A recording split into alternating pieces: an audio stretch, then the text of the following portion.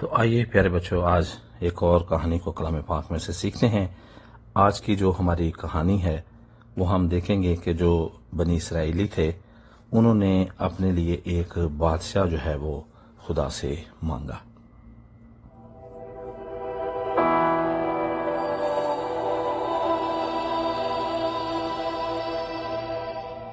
پیارے بچوں، جب بنی اسرائیلی اس سرزمین یعنی کنعان کی سرزمین میں چلے گئے تو وہاں پر ہر قبیلے کو علیحدہ علیحدہ جگیر جو ہے وہ دی گئی، اور ہر قبیلے کے بزرگوں نے زمین کو خاندانوں میں تقسیم کر دیا۔ اور پھر ہم دیکھتے ہیں کہ ہر خاندان کو اس کی ضرورت کے مطابق جو زمین تھی وہ ملی، اور ہر قبیلہ آزادی کے ساتھ اپنی زندگی جو ہے بڑی خوشی اور کامرانی کے ساتھ زندگی جو ہے اس کو بسر کر رہا تھا۔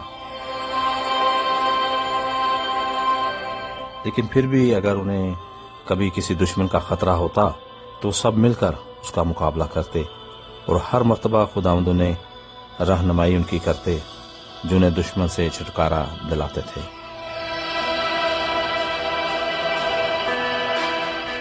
اور پھر جیسے جیسے وقت گزرتا گیا بچوں، تو بنی اسرائیلیوں نے صرف خدا پر بھروسہ رکھنا اس کو مشکل سمجھا کہ ہر مصیبت کے وقت انہیں نجات دہندہ کا انتظار کرنا پڑے۔ وہ ایک مستقبل، ایک رہنما مستقل طور پر اپنے لیے چاہتے تھے، جیسا کہ دوسری قوموں کے بادشاہ تھے۔ سو ان دنوں خدا کی جانب سے سیموئیل جو بنی اسرائیل کا قاضی تھا، اس نے لوگوں سے پوچھا کہ کیا تم واقعی انسان کے تابع رہنا چاہتے ہو اور اس شخص کے تحت رہ کر کام کرنا اور محصول دینا چاہتے ہو؟ اور پھر ہم دیکھتے ہیں کہ تمام قبیلوں کے جو لوگ تھے انہوں نے کہا کہ ہم دیگر قوموں کی طرح، دوسری قوموں کی طرح ایک بادشاہ چاہتے ہیں۔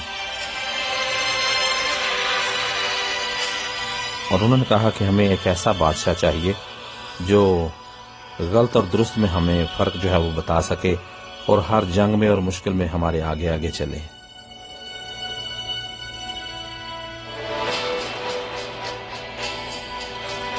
پھر ہم دیکھتے ہیں کہ خداوند سیموئیل سے ہم کلام ہوا۔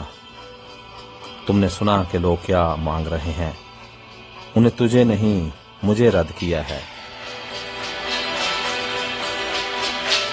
تب سیموئیل نے ساؤل کو خداوند کے نام سے مسح کیا اور اسے اسرائیل کا بادشاہ ٹھہرایا۔ خداوند نے اپنا روح جو ہے ساؤل کو بخشا، اور اگر ساؤل اپنا بھروسہ خدا پر رکھتا تو ہمیشہ ایک اچھا حکمران رہتا۔ مگر پیارے بچوں، اس نے کسی اور خدا پر بھروسہ رکھنا چاہا۔ اس طرح سے اس کا ہر شخص سے بھروسہ جو ہے وہ اٹھ گیا، اور وہ ہر وقت پریشان اور اداس رہنے لگا۔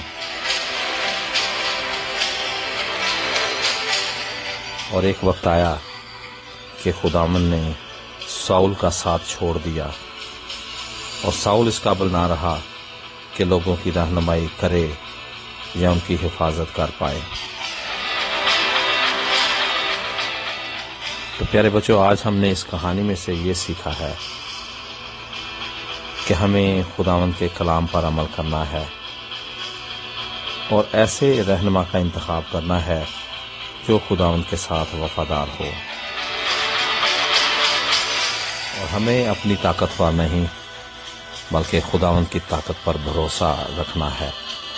ہم کمزور ہیں، ہم گر جاتے ہیں، ہم خدا سے دور ہو جاتے ہیں۔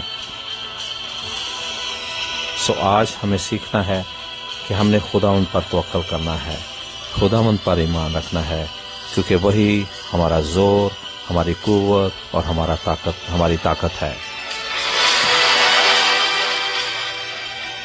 آمین۔